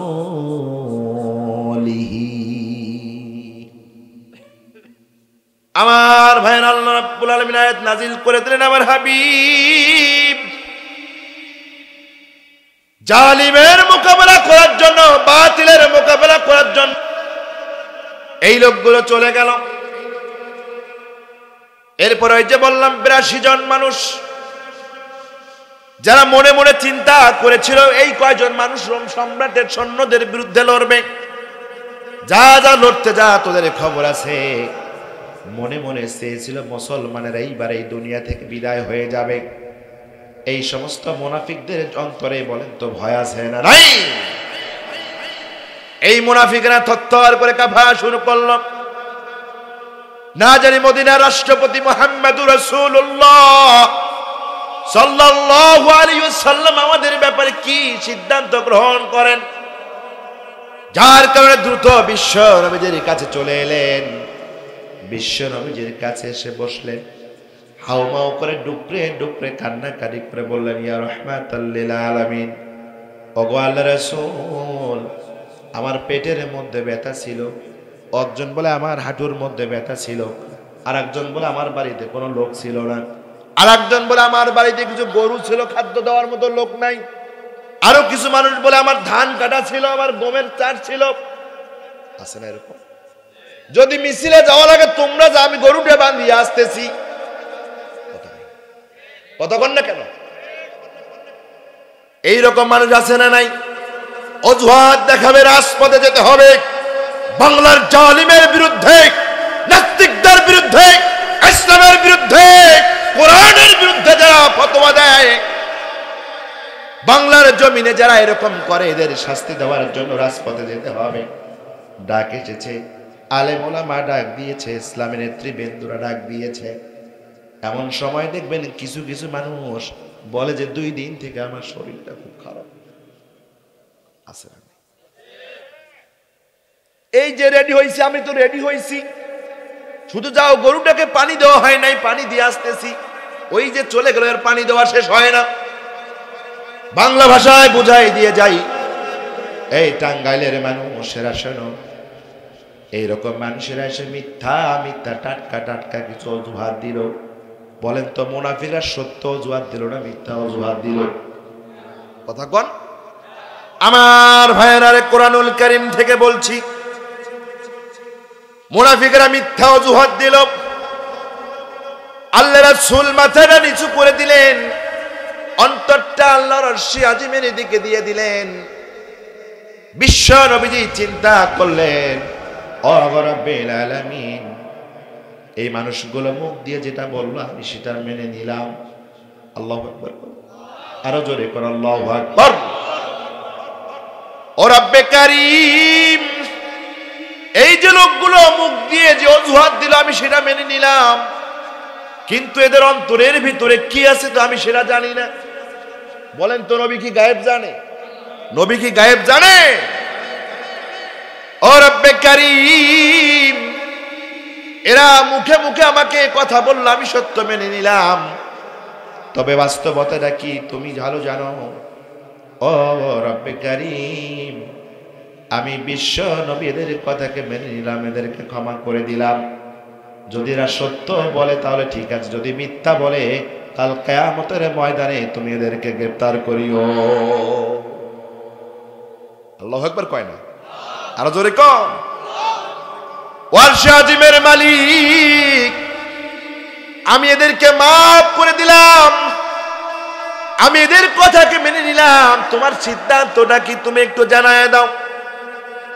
আল্লাহ রাব্বুল আলামিন বললেন, লাকাদ তাবাল্লাহু আলান নাবিয়্যি ওয়াল মুহাজিরিনা ওয়াল আনসারিল্লাযীনা ইত্তাবাউহু ফি সাআতিল উসরাতি মিন বা'দি মা কাদা ইয়াযীগু قلوب فريق منهم ثم تاب عليهم إنه بهم رؤوف رحيم। আমার ভাইয়ের আল্লাহ রাব্বুল আলামিন বললেন, লাকাদ তাবাল্লাহু আলান নবী ওয়াল মুহাজিরি ওয়াল আনসার। আল্লাহ রাব্বুল আলামিন বললেন, আমার নবী যাদের দিকে একটু মায়ার দৃষ্টি দিয়েছে, আমার হাবিব তুমি যাদের দিকে একটু মোহাব্বতের দৃষ্টি দিয়ে দিছো, আনসার হোক আর মুহাজির হোক, আমি আল্লাহ রাব্বুল আলামিন ওই গ্রুপটাকেও ক্ষমা করে দিলাম। কথা কি বুঝতেছেন? প্রথম দল সত্য অজুহাত দিল, সত্য কথা বলল, আল্লাহ তাদেরকে ক্ষমা করে দিলেন। আল্লাহু আকবার কোন। দ্বিতীয় দল এসে মিথ্যা অজুহাত দিল, মিথ্যা কথা বলল, রাসূল সাল্লাল্লাহু আলাইহি ওয়াসাল্লাম তার মুখের কথার স্বীকৃতি দিল, আল্লাহ তাআলা তাদেরকেও ক্ষমা করে দিলেন। ভালো করে বুঝো, আজকের আলোচনার মধ্যমণি কথাটাই এখন বলছি। একদল সত্য কথা বললেন, আল্লাহ তাদেরকে কি করে দিল? কথা কয় না? ঘুম ধরেছে? শেষ করে দিব। দ্বিতীয় দল এসে মিথ্যা কথা বলল, আল্লাহ তাদেরকেও ক্ষমা করে দিলেন। কোরআনুল কারীমের আয়াত, সূরা তাওবা থেকেই বলতেছি। যে আয়াত 118 নম্বর আয়াত বলি নাই, 117 নম্বর আয়াত আল্লাহ বলছেন, আমি তাদেরকেও ক্ষমা করে দিলাম। আমার ভাইয়ের আরেক, এইবার আসুন বুখারী শরীফের 4418 নম্বর হাদিস থেকে বলি। এই হাদিসটা বর্ণনা করেছেন ওই যে তিনজন ব্যক্তি ছিলেন, যেই তিনজন ব্যক্তির কোনো অজুহাত ছিল না, কোনো বাধা বিপত্তি ছিল না, জালিমের বিরুদ্ধে মোকাবেলা করার জন্য, বাতিলের বিরুদ্ধে লড়াই করার জন্য, ইসলামী রাষ্ট্রকে টিকিয়ে রাখার জন্য, মুসলমানদের অস্তিত্ব লড়াই করার জন্য কোনো অজুহাত ছাড়াই তাবুকের ময়দানে যুদ্ধ অংশগ্রহণ করে নাই। এইরকম তিনজন সাহাবী মদিনায় শুধু অলসতা থাকার কারণে, গাফলতি থাকার কারণে যুদ্ধে যেতে পারে নাই। এই তিনজনের মধ্যে অন্যতম একজন সাহাবী হযরতে কাব বিন মালিক রাদিয়াল্লাহু আনহুমা। এই কাব বিন মালিক হাদিস বর্ণনা করতেছেন, আমার খুব ইচ্ছা ছিল এই যুদ্ধে অংশগ্রহণ করব, কিন্তু বিশ্ব নবীজি যখন চলে গেলেন, শুধু একটু খোঁজ খবর না নেওয়ার কারণে, যোগাযোগ না রাখার কারণে, একটু খাল খেয়ামো থাকার কারণে কখন বিশ্ব নবী বের হয়ে চলে গেছেন আমি বলতেই পারি না। পরবর্তীতে আর আমি নিজেও ইচ্ছা করে এই যুদ্ধে অংশগ্রহণ করি নাই। আমার মতো আর দুইজন আছেন, হিলাল বিন উমাইয়া আর মুরারা বিন রাবি নামে দুজন সাহাবী।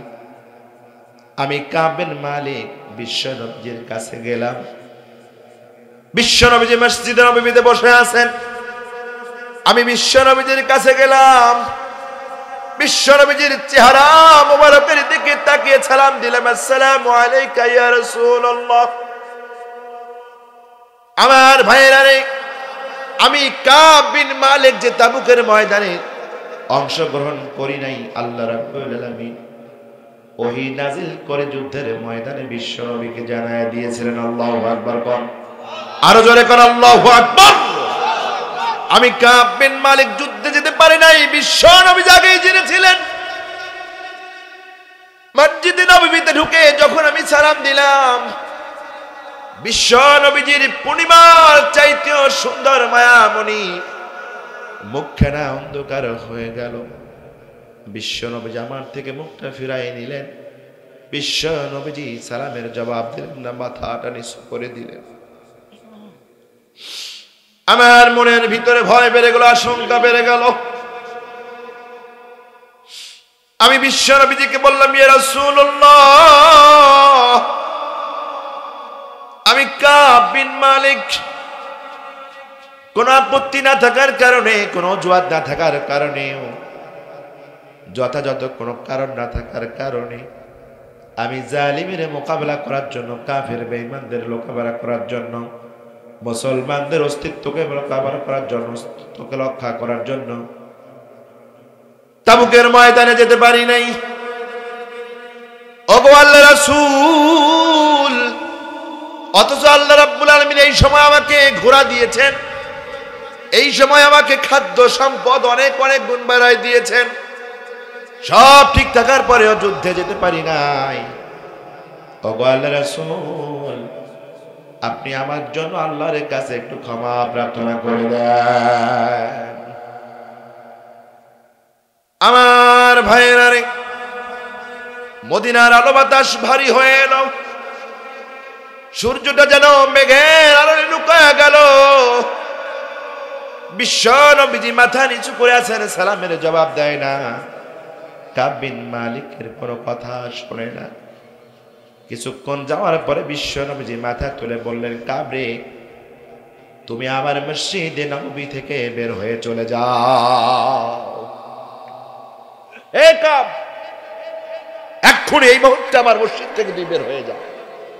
আল্লাহু আকবার। আল্লাহর পক্ষ থেকে তোমার জন্য কোনো সিদ্ধান্ত আসে নাই, তার মানে আল্লাহ তোমাকে বয়কট করেছে। আমি আল্লাহ রাসূলও তোমাকে বয়কট করলাম। জালিমের মোকাবেলা করার জন্য, বাতিলের মোকাবেলা করার জন্য, ইসলাম হুকুমত প্রতিষ্ঠার জন্য, মুসলমানের অস্তিত্ব আমি যাইতে পারিনি। আল্লাহর পক্ষ থেকে কোনো সিদ্ধান্ত আসে নাই। বিশ্বনবী এবং আল্লাহ রাসূল তাকে বয়কট করলেন। আল্লাহু আকবার। আমার ভাইয়েরা, বিশ্বনবী দাঁড়িয়ে গেলেন। বিশ্বনবীজি বললেন, আমার মদিনার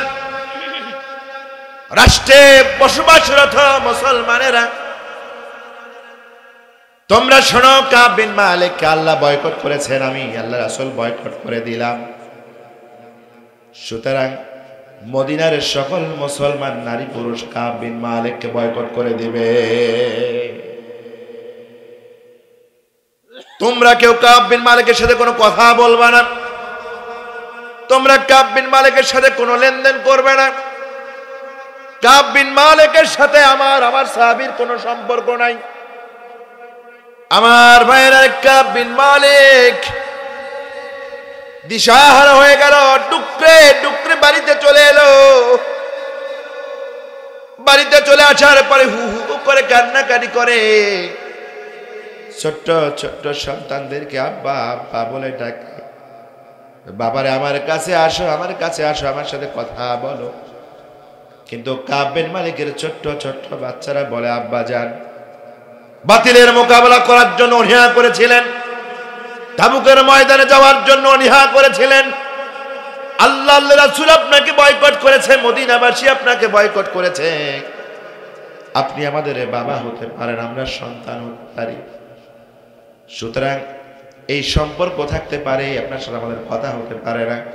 আল্লাহ রাসূল আপনাকে বয়কট করেছেন, আল্লাহ বয়কট করেছেন, সুতরাং আমরাও আপনাকে বয়কট করে দিলাম। আমার ভাইয়ের সব স্ত্রী কথা বলে না, আকাশ বাতাস অন্ধকার হয়ে গেল। এই কাব বিন মালিক হাটে যায়, বাজারে যায়, সাহাবীদেরকে সালাম দেয়, কেউ সালামের জবাব দেয় না। সাহাবীদের সাথে কথা বলে, কেউ কথা বলে না। হাট বাজার লেনদেন করলে কেউ লেনদেন করে না। কোন মানুষ তার দিকে তাকায়া তাকায়া থাকে না, তাকায়া দেখে না। কাব বিন মালিক বলেন, আমি যুবক থাকার কারণে এই অবস্থায় 5 ওয়াক্ত নামাজ আমি বিশ্বনবীর পেছনে গিয়ে পড়েছি। আমি নামাজ পড়ার জন্য মসজিদে নববীতে যেতাম, বিশ্বনবীজির দিকে বাঁকা চোখে আমি তাকাতাম, বিশ্বনবীজিকে সালাম দিতাম, কিন্তু বিশ্বনবীজি আমার সালামের জবাব দিত না। আমি নামাজে দাঁড়ায়া বাঁকা চোখে বিশ্বনবীজির মুখের দিকে তাকাতাম, দেখি বিশ্বনবীজি আমাকে বাঁকা চোখে দেখে কিনা, কিন্তু না, আমি লক্ষ্য করেছি বিশ্বনবীজি আমার দিকে তাকায় না। কিন্তু আমি যখন কিবলার দিকে নজর দিতাম,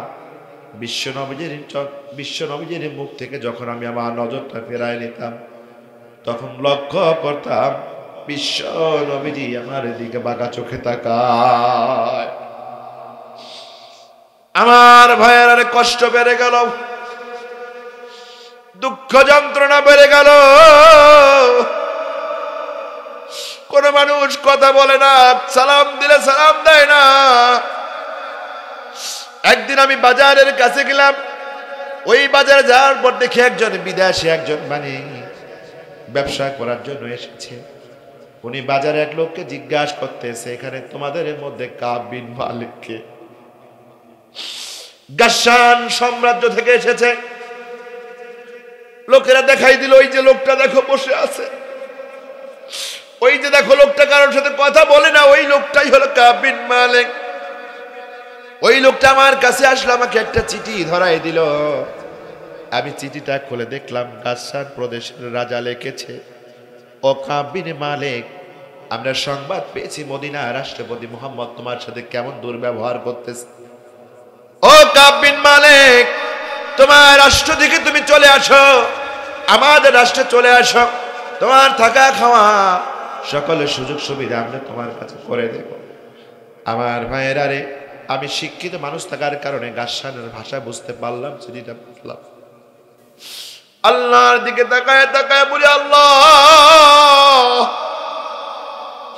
তুমি আমারে বয়কট করে দিয়েছো, তোমার রাসূল আমারে বয়কট করে দিয়েছে, আমার বন্ধুরা বয়কট করে দিয়েছে, পাড়া প্রতিবেশী আমাকে বয়কট করে দিয়েছে।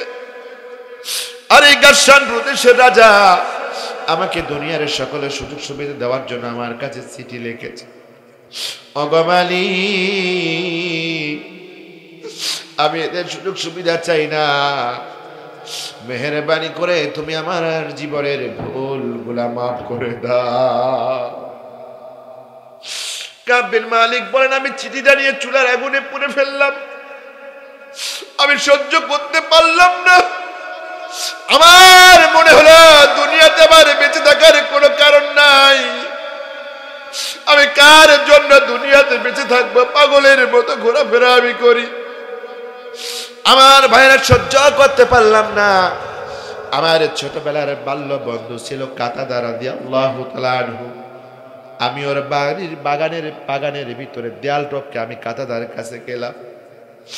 কাতাদার কাছে যাওয়ার পরে বললাম, কাতাদার আল্লাহর কসম করে বলে আমার সাথে কথা বল। কিন্তু কাতাদা আমার সাথে কথা বলে না, সালাম দেই, কাতাদা আমার সালামের জবাব দেয় না। তিনবার কসম দেওয়ার পরে বলি, কাতাদা রে, তুই না আমার বাল্য বন্ধু, ছোটবেলার বাল্য বন্ধু, আমি তোরে বলি আল্লাহর কসম করে বলি, আল্লাহর কসম করে বলি রে কাতাদা, আমি আল্লাহ আর আল্লাহর রাসূলকে আমার জীবনের চাইতে বড় ভালোবাসি।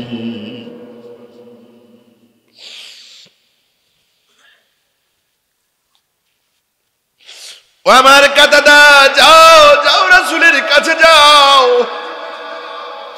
আমার পক্ষ থেকে রাসূলের কাছে গিয়ে রাসূলকে জানায়া দাও আমি কাব বিন মালিক আল্লাহ আর আল্লাহ রাসূলকে খুব বড় ভালোবাসি।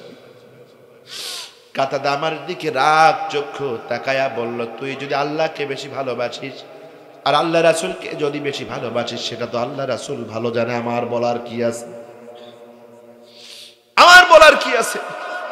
তুই যদি আল্লাহ রাসূলকে বেশি ভালোবেসে থাকিস, আল্লাহকে যদি ভালোবেসে থাকিস তো তারা জানে।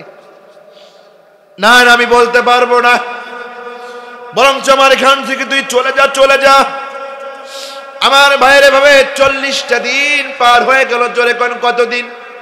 আরো জোরে কোন কতদিন? 40 দিন পার হয়ে যাওয়ার পরে বিশ্ব নবীর পক্ষ থেকে কাব বিন মালিকের জন্য আরেকটা সংবাদ দিল, কাব বিন মালিক রে, এতদিন স্ত্রীর সঙ্গে খাইতে পারছিস, স্ত্রীর সঙ্গে থাকতে পারছিস, স্ত্রীর সাহায্য সহযোগিতা নিতে পেরেছ, কিন্তু আল্লাহ রাসূলের আদেশ হলো এখন থেকে আজকে এই সময় এই মুহূর্ত থেকে তোমার স্ত্রীর সাথে কোনো ধরনের সম্পর্ক তুমি আর রাখতে পারবা না। স্ত্রীর সঙ্গে কথা ছিল না, কিন্তু স্ত্রীর সকল খেদমত সে কি করত? নিতে পারত। 40 দিনের মাথায় বিশ্বনবী আবার সংবাদ দিলেন, কাব তোমার স্ত্রীর সঙ্গেও তোমার কোনো সম্পর্ক থাকবে। শাস্তি কি কমলো না বাড়লো? আওয়াজ দিয়ে কোন শাস্তি কমেছে না বেড়েছে? আমার ভাইয়েরা, কাব বিন মালিক বলেন, তাহলে আমি কি আমার স্ত্রীকে তালাক দিয়ে দেব নাকি? সাহাবী বললেন, না না, তোমাকে তালাক দেওয়ার আদেশ দেয়নি, বরং সব কথা যেমন হবে না, কোনো কর্ম তুমি নিতে পারবে না, তোমার কর্ম তোমাকে করতে হবে, তোমাকে রুটিটা তোমাকে বানায় খেতে হবে, তোমার কাপড় চোপড় তোমাকে ধুইতে হবে, স্ত্রীর কোনো খেদমত দিতে পারবা না, একে ঘরের ভিতরে একে বিছানায় স্ত্রীর সঙ্গে থাকতে পারবা না। আমার ভাইয়ের আকাশ বাতাস আরো ভারী হয়ে এলো, দমটা ভারী হয়ে এলো। বারবার মনে করে, কেন আমি গেলাম না, কেন আমি গেলাম না? আমার তো ততটা অনীহা ছিল না, কোনো কারণ ছিল না, তাবুকের ময়দানে কেন আমি গেলাম না? আল্লাহ রাসূল আল্লাহ তাআলা কি আমাকে কোনদিন আর ক্ষমা করবে না? আমার ভাইয়ের এভাবে 50 দিন অতিবাহিত হয়ে গেল।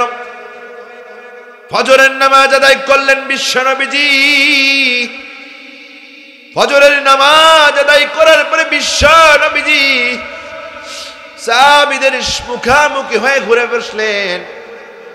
এমন সময় আল্লাহ রাব্বুল আলামিন কোরআনুল কারীমের সূরাতুত তাওবার 118 নম্বর আয়াত, কথা বলেন কত নম্বর আয়াত? আরো জোরে কোন কত নম্বর আয়াত? আরো জোরে কোন কত নম্বর আয়াত? আল্লাহ রাব্বুল আলামিন বলেন, ওয়া আলাস সালাসাতিল্লাযীনা খুল্লিফু হাত্তা ইযা দাকাত আলাইহিমুল আরদু বিমা রুহুবাত ওয়া দাকাত আলাইহিম আনফুসুহুম ওয়া জান্নু আল্লা মালজাআ মিনাল্লাহি ইল্লা ইলাইহি থুম্মা তাবা আলাইহিম লিয়াতুবু ইন্নাল্লাহা হুয়াত তাওয়াবুর রহিম। আমার ভাইয়েরা, বিশ্ব নবীজি কোরআনুল কারীমের আয়াত নাজিল করে দিলেন, ও আমার হাবিব,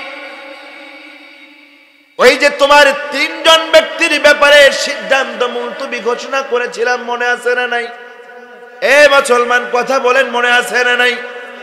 50 দিন অতিবাহিত হয়ে যাওয়ার পরে আল্লাহ রাব্বুল আলামিন বললেন, হাবিব রে, ওই যে 3 জন ব্যক্তির ব্যাপারে সিদ্ধান্ত মুলতবি ঘোষণা করেছিলাম, তার কারণ হলো এদের কোনো সমস্যা ছিল না।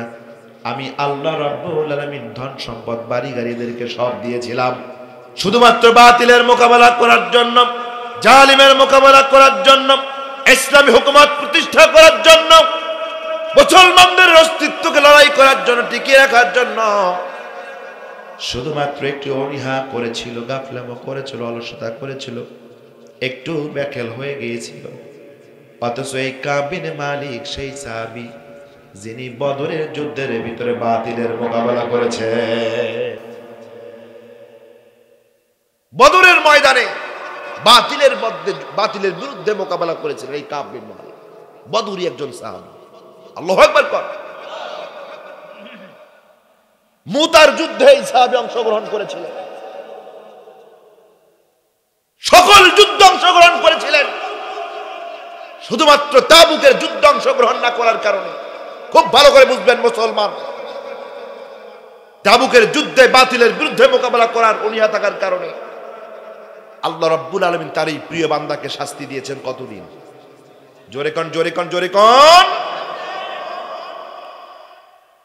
আল্লাহ রাব্বুল আলামিন বলেন, হাবিব, ওই তিনজন ব্যক্তির কাছে প্রশস্ত পৃথিবীটা সংকীর্ণ হয়ে গেছে, তাদের জীবনটা সংকীর্ণ হয়ে গেছে। ও আমার হাবিব, তারা বুঝতে পেরেছে আমার কাছে ফেরা ছাড়া তাদের আর কোনো পথ খোলা নেই। ও আমার হাবিব, আপনি ওই তিনজনকে জানায়া দেন আমি আল্লাহ রাব্বুল আলামিন ওই তিন বান্দার উপরে রহমতের দৃষ্টি দিয়েছি।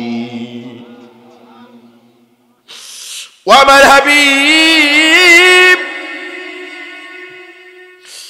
ثم تاب عليهم ليتوبوا।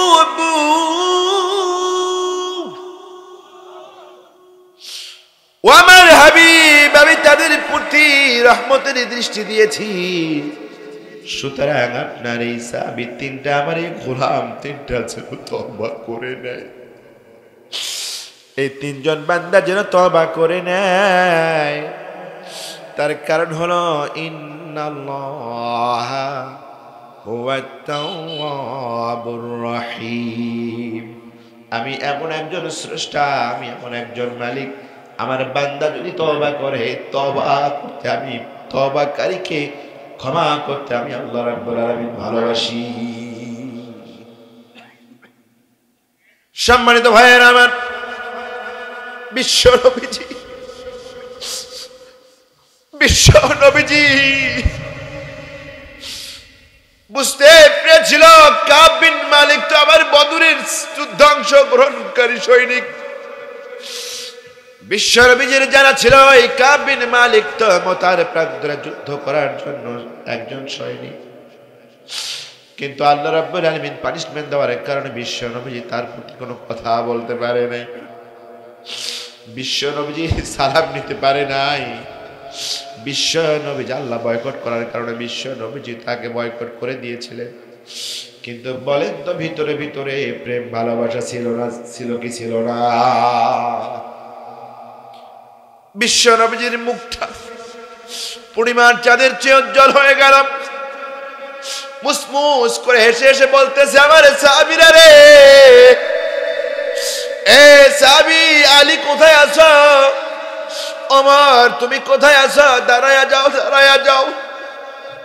আমার কলিজার টুকরো কাবের কাছে তুমি চলে যাও, যাও যাও, কাবের কাছে চলে যাও, যাও যাও, হেলাল বিন উমাইয়ের কাছে চলে যাও, মুরারা বিন বারির কাছে তোমরা চলে যাও, তাদেরকে সুসংবাদ দিয়ে দাও আল্লাহ রাব্বুল আলামিন তাদের তওবাকে কবুল করে নিয়েছে।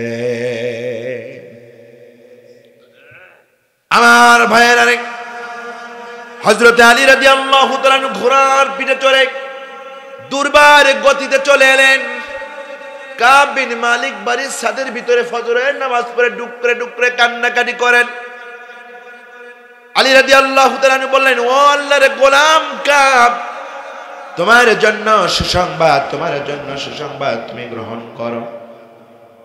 আল্লাহ রাসূল বলে দিয়েছেন আল্লাহ রাব্বুল আলামিন তোমাকে ক্ষমা করে দিয়েছে। কাব বিন মালিক ডুকরে ডুকরে কান্নাকাটি করলো, রবের কাছে সিজদায় পড়ে গেল। এরপরে আবার ঘোড়ার পিঠে চড়ে বিশ্ব নবীজির কাছে হাজির হয়ে সালাম দিল, আসসালামু আলাইকা ইয়া রাসূলুল্লাহ। বিশ্ব নবীজি মুস্কি হেসে সালামের জবাব দিলেন, ওয়ালাইকুম আসসালাম। কাব বিন মালিক বলেন, ইয়া রাসূলুল্লাহ, ইয়া হাবিবাল্লাহ, এই যে 50টা দিন পর আমাকে ক্ষমা করা হয়েছে, বলেন তো এটা আপনি ক্ষমা করেছেন নাকি আমার আল্লাহ আমাকে ক্ষমা করে দিয়েছে? বিশ্বনবীজি বললেন, কাব রে, না না, আমি ক্ষমা করি নাই, বরং আল্লাহ তোমার উপরে খুশি হয়ে তোমাকে ক্ষমা করে দিয়েছে। আল্লাহু আকবার কর। ও কাব বিন মালিক, জন্ম থেকে মৃত্যু পর্যন্ত জীবনে যত সুসংবাদ তুমি পাবা, তুমি জেনে রাখো, তুমি মনে রাখো, আজকের এই সুসংবাদটা হলো তোমার জীবনের সর্বশ্রেষ্ঠ সুসংবাদ। কাব বিন মালিক বলেন, ইয়া রাসূলুল্লাহ, ইয়া হাবিবাল্লাহ, যেই সম্পদের মোহে, যেই জীবনের মায়ায় বাতিলের মোকাবেলা করার জন্য তাবুকের ময়দানে যেতে পারি নাই, আল্লাহ রাব্বুল আলামিন আমাকে ক্ষমা করে দিয়েছেন। ওগো আল্লাহর রাসূল, আমি আপনাকে শাহাদা রেখে, সাক্ষী রেখে ঘোষণা করে দিলাম, আমার জীবনের স্থাবর যত সম্পত্তি আছে, যত ধন সম্পদ আছে, আমি আল্লাহ রাব্বুল আলামিনের রাস্তায় সব ধন সম্পদ ব্যয় করে দিলাম। আল্লাহু আকবার। ইয়া রাসূলুল্লাহ, আমার ধন সম্পদের মায়া থাকার কারণে হয়তো আমি যুদ্ধে অংশগ্রহণ করার জন্য আমার পিছু টানছিল, সুতরাং আল্লাহর জমিনে বাতিলের বিরুদ্ধে, বাতিলের মোকাবেলা করার জন্য ভবিষ্যতে যত সম্পদ লাগে, আমার সকল সম্পদ আমি আপনাকে, আল্লাহ রাসূল সহ আল্লাহ রাব্বুল আলামিনকে আমি দিয়ে দিলাম। রাসূল সাল্লাল্লাহু আলাইহি সাল্লাম বলেন, কাব বিন মালিক রে, তোমার ঘরে না ছোট্ট ছোট্ট বাচ্চা আছে, এদেরকে কি খাওয়াবা? এদেরকে কি খাওয়াবা? তুমি সব দিয়ে দিলে তোমার পরিবার চলবে কি করে? কাব বিন মালিক বলেন, ইয়া রাসূলুল্লাহ, ওই যে সবশেষে মুতার প্রান্তরে কাফিরদের সঙ্গে লড়েছিলাম, আর সেখান থেকে আপনি একটু গনিমতের মাল আমাকে দিয়েছিলেন, এই গনিমতের মাল আমি আমার পরিবারের জন্য রাখলাম, আর বাকি সব ধন সম্পদ আমি আল্লাহ রাসূলকে দিয়ে দিলাম। আল্লাহু আকবার কর। সম্মানিত ভাইয়েরা আমার, এই আয়াতের তাফসীর করার দুটি লক্ষ্য উদ্দেশ্য নিয়ে আমি কথা বললাম। এক নাম্বার উদ্দেশ্য, ভালো করে শুনুন, কাব বিন মালিক, মুরারাহ বিন রাবি, হিলাল বিন উমাইয়া, এই তিনজনেই জালিলুল কদর সাহাবী, পাক্কা ইমানদার, পাক্কা মুসলমান, জালিলুল কদর সাহাবী, এতে কোনো সন্দেহ নেই। আল্লাহ তাআলা এদেরকে ভালোবাসেন, আল্লাহ রাসূলও ভালোবাসেন, কিন্তু সামান্য একটু দিন কায়েমের আন্দোলন থেকে, জালিমের মোকাবেলা করার জন্য রাজপথের মিছিল থেকে একটু পিছুটান থাকার কারণে আল্লাহ ভালোবাসার পরেও আল্লাহ তাদেরকে শাস্তি দিয়েছে কি দেয় নাই? কতক্ষণ দিয়েছে কি দেয় নাই? তার মানে বোঝা গেল, যারা মুসলমান, নামাজ পড়ে, রোজা করে, হজ করে, যাকাত দেয়, হালাল হারাম বেঁচে খায়, সত্যের পথে চলার চেষ্টা করে, এই সকল মুসলমানদেরকে যিনি ভালোবাসেন তিনি কি? কথাক্ষণ কথাক্ষণ কথাক্ষণ। তার মানে মুসলমানদেরকে যারা সত্যের পথে চলে, সত্যের কথা বলে, এদেরকে আল্লাহ ভালোবাসে।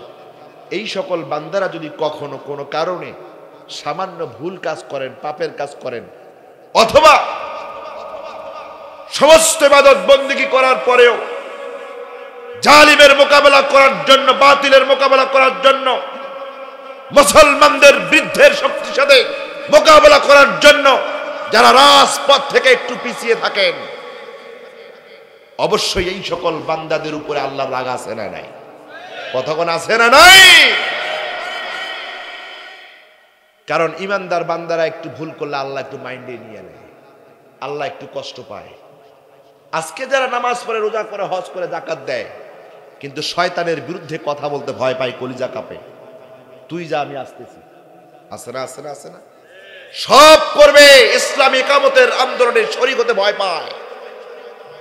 এরকম পিছু টান যদি কারো মধ্যে থাকে, এই নামাজি, এ হাজি, এই তাহাজ্জুদ গুজারি, ভালো করে শুনে রাখুন, ইকামতে দিনের জালিমের বিরুদ্ধে মোকাবেলা করার যদি কারো দুর্বলতা থাকে, পিছু টান থাকে, আল্লাহ রাসূল যদি আজ পর্যন্ত এই সমাজে বেঁচে থাকতেন, আল্লাহর পক্ষ থেকে কাবের মতো, উমাইয়া বিন হিলালের মতো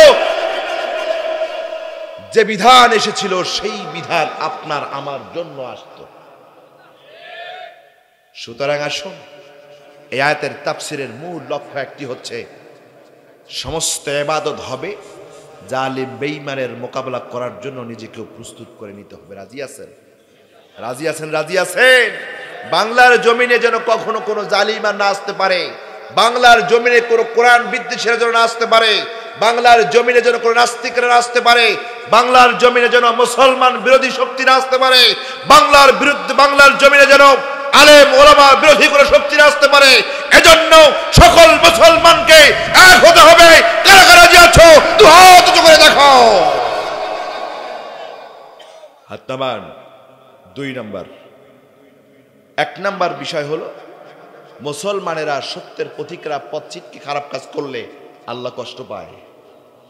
2 নাম্বার বিষয় হলো জালিমের মোকাবেলা থেকে, সত্যের আন্দোলন থেকে, বিশ্বনবীদের আদর্শ থেকে, হুকুমতে দিনের থেকে যদি পিছুটান কোনো মুন্সির থাকে, কোনো মোল্লার থাকে, কোনো নামাজির থাকে, কোনো মুমিন মুমিনাতের থাকে, তাহলে আজকের বিধানটাও তার জন্যই প্রযোজ্য হতো এবং হবে। সুতরাং আসুন আল্লাহ তাআলা আমাদের সকলকে ইসলামের জন্য, দ্বীনের জন্য, কোরআনের পথে, কোরআনের মাঠে সকলকে একসাথে কবুল করুক। জোরে বলেন আমিন।